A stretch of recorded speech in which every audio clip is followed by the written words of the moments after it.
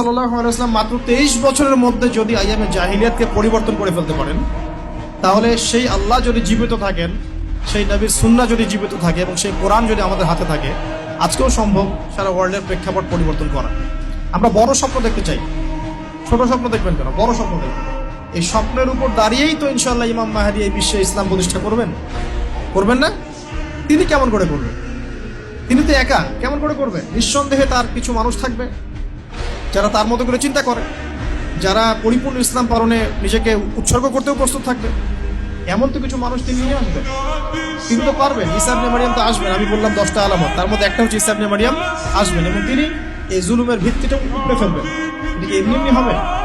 অনেক ত্যাগ হবে, অনেক প্রতীক্ষা হবে, অনেক পরিশ্রম হবে, হ্যাঁ তাদের এফোর্ট থাকবে। সারা বিশ্বের মধ্যে ইসলামটা আল্লাহ যাদেরকে পছন্দ করবে তাদের মধ্যে দিয়ে ছড়িয়ে দিবেন।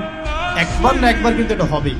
আমরা জানি আসন্ন সময়গুলো তাদের বিশ্বকে ডমিনেট করার সময়, কিন্তু তারপরে একটা যুগ আসবে যে যুগে ইসলামের সোনালী সকাল কিন্তু আবারও দেখা যাবে।